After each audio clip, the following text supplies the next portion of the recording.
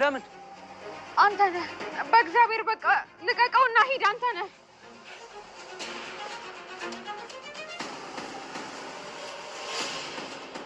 ምን ያደረግሽ ለምን መጣችሁ አንቺ ልንጠብቅሽ ነው እኔ ጠብቁኝ አልኩኝ ምን ይያልሽ ነው አና እኔ ጠብቁኝ አልኩኝ ወይ እኛ ባንደርስ እኮ ሊገልሽ ነበር እና ልሙታ ምን አገባችሁ ምን ይሆንሽ ነው አና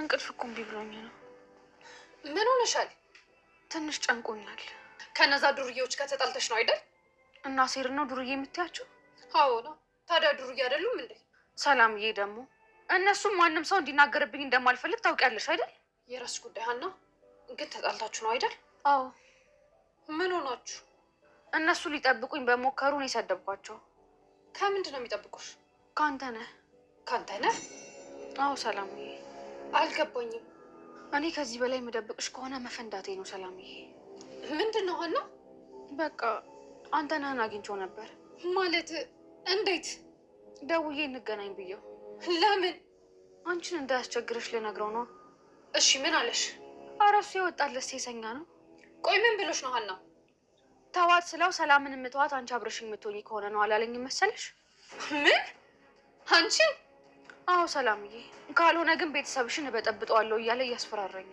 እና እንዴት ነው ሴት ፊት ጀግና የሚጫወት ወንድ ሁሉ ገና ሲያይሽ ነው ወሩን ሽንቱን የሚለቅ አንተ ነህ ግን እንደዛ አይደለም ታዲያ እንዴት ነው አንተ ነህ ቀላል ሰው አይደለም በዛ ላይ ደግሞ በተራ ነገር የሚፈራ ሰው አይደለም እኔ የምለው እንዴት ነው ነገሩ ይሄን አልቀርብናችሁ እንዴ አረ አይ አንቀራረብ ኋላ እንዴት ነው እንደዚህ ጠበቃ ሆነሽ ቆምሽለት በይ እንዴ አጎቴ ጠበቃ ቆምኩለት እንዴ ምን ጠበቃ ብቻ መሰከርም ሆነሽለት የለም እንዴ ምን አድርጌ ጀግንነቱን በአደባባይ የመሰከርሽም አይደል አጎቴ ደግሞ እኔ እኮ የማውቀውን ነገር ብቻ ነው የተናገርኩት እኔም እኮ ይሄን አልተቀራራባላችሁ ወይኔ ያልኩት ከማን ጋር አንቺ ላይ ጤናም የለሽ እንዴ ተልጁ ጋር ነው የለንም አሁን ግን እንሂድ እንደው የሆነ ነገርማ ደበቅሽኛል እናቴ አጎቴ ግን ምን ሆነሃል እንዴ በቃ እንሂድ ሳይመጣ ነው እንዴ የምንሄድ ይሄን ያህል ሰዓት እኮ ቁጭ ብለን ጠበቅን ግንባሩም ጉድ ማለትሽ ይቀራል ሲጀመርም እኮ አንተ እኔን ካገኘው በኋላ ጣል ማድረግ አብዝተሃል ምን አግኝቼ ነው ደግሞ ጣል ማድረግሽ ገብቶሃል እባክህ ፋኖሴ እንደው ኧረ እባክሽ ተይ እውነቴን እኮ ነው እቤት መምጣት እንደሆነ አቁመሃል አይ እንደው ይሄም አስጨንቅሽ እየመሰለኝ ምን ብለን የምታስጨንቀኝ ነው ለው እንደው ምኑን አውቄው ብለሽ ኖላዊ ቆይ ለምን እንደዚህ ታስባለህ እንደው ግራ ገብት ቢለኝ እኮ ቆይ ለምን ከዚሁ ላብረን አንኖርም እሱማ እንግዲህ መች ይቀራል ሰላም ለእናንተ ይሁን ውድ የቻናላችን ቤተሰቦች በያላችሁበት ሰላማችሁ ይዛ እንኳን ወደ ቻናላችን በሰላም መጣችሁ አዲስ የሆናችሁ እንደተለመደው ላይክ ሰብስክራይብ ሼር በማድረግ ጀምሮ እስከ መጨረሻው አብራችሁን ቆዩ ኖላዊ ድራማ ክፍል 178 ይዘንላችሁ መተናል በባለፈው ሀና አንተነህ በጣም እያስፈራራት በተደጋጋሚ ስላስቸግራታኝ ቀጥረው ልታስፈራራው ነበር ምክንያቱም ሚስጥሩን ለእናቷ ተናግራ ከዛ በኋላ እሱም እንዲያቆም ነበር የፈለገችው እሱ ግን በጭራሽ አታረጊውም ለእናትሽ አትናገሪም እያለ አንገቷን አንቋት ነበረ በዚህ ምክንያት ጆሮ እውነቱን ስለነገረችውና ስለሰማ እሷ ከመውጣቷ በፊት ወደ አንተነህ እንደሚሄድ ስለነገረችው አብረው ተከትለው ሁለታቸውም ሄደው ነበር እናም ሄደው አንገቷን ሲያንቃት እሱ ለማገዝና ሀናን ለማስለቀቅ ሞከረ በሌላ በኩል ደግሞ ጓደኛው አትሄድም በጭራሽ እሷ ቤተሰቦች አላት የሚያስበላት የሚፈልጋት ብዙ ሰው አለ ስለዚህ እኛ በሷ ምክንያት ጦስ ውስጥ እየገባን መጎዳት የለብንም እንደውም መሞት ካለብን ራሱ እኛ የምንሞተው በሷ ምክንያት ነው ስለዚህ አንተ ያገባህም ተዋት ብሎስ ግን በጭራሽ ሀናን እንደዚህ እየሆነች ብቻዋን ልተዋት አልችለውም ከቤተሰቦቿ በላይ የምታምነውና የምትቀርበው እኛን ነው ስለዚህ አልተዋትም ብሎ ሄዶ ታጋፍጧል ማለት ነው እናም ልክ እንዳየው አንተነህ መጥቶ ያነቀው ጆሮን ነው እና እስከሚችለው በላይ መሬት ላይ አስተኝቶ በደንብ ነው በአፉ ደም በአፍንጫው እስከወጣ ድረስ የደበደበው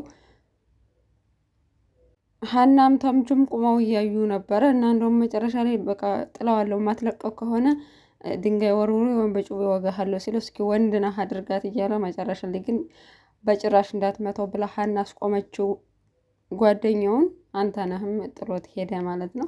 እና በዚህ ምክንያት ለምንድን ነው ማኑ እና እኔን አግዙኝ አላችሁ ብላ እነሱ ለእሷ በተደበደበ ለእሷ በተጎዳ ጭራሽ ለምንድን ነው ያገዝከው? ለምንድን ነው የመጣኸው? እኔ ተከተሉኝ ብያችኋለሁ፣ እኔ አግዙኝ ብያችኋለሁ ብላ እየጮኸችበት ነበር። እሱ ደግሞ እንዴት መተሽ ችግርሽን እኮ የነገርሽኝ አንቺ ነሽ፣ እርዳታ የምትፈልጊው አንቺ ነሽ፣ መተሽ ለምን ነገርሽኝ? የኔን እርዳታ ማትፈልጊ ከሆነ እና አንቺ ስትጎጂ ቆሜ ማየት አልችልም። ስለዚህ በእኔ ጉዳይ አንተ አያገባህም። እኔ አንተ እንዴት በእኔ ምክንያት ሰው ልትገል ትመጣለህ? ገለኸው እኮ እኔ ባልኖር እኮ ገሎች ነበር ሲለው ምን አገባህ አንተ፣ በእኔ ጉዳይ አያገባህም ብላ በጣም አናደው አስከፍተዋለች። ጆሮም ተናዷለኝ። እንዴት እኔ እሷን ላግዝ በመጣው እሷን ለመርዳት በመጣው እንዴት እንደዚህ ትለኛለች? እንዴት ክፉ ትለኛለች?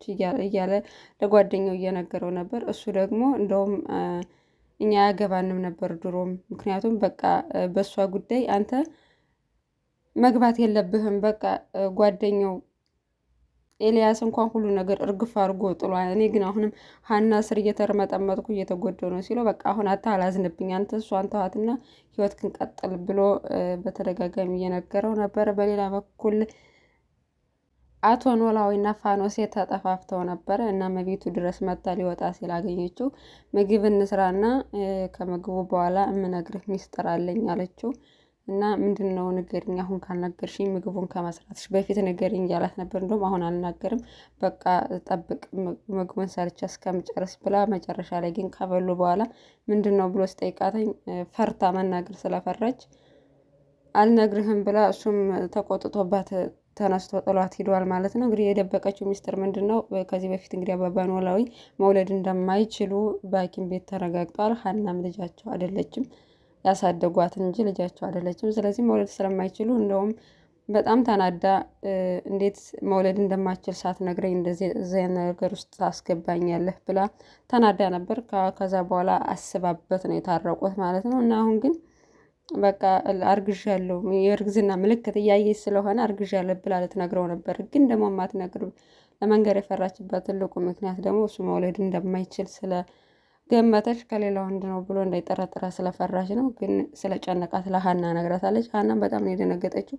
አባዬ እኮ መውለድ አይችልም፣ እንዴት እንደዚህ አይነት ነገር ሊፈጠር ይችላል? ወይ የወር አበባሽ ተዛብቶ ይሆናል፣ ሀላያም ደግሞ ከሌላ ወንድ ሄደሽ እንዳይሆን አለችው። በፍጹም እንደዛ አይደለም፣ እኔም ግራ ገብቶኛል፣ ስለጨነቀኝ ነው አንቺን ያማከርኩሽ፣ ለማንኛውም ጊዜ የሚፈተው ጉዳይ ይሆናል ብላ ነገሩን አደፋፍሳ ትላታለች ማለት ነው።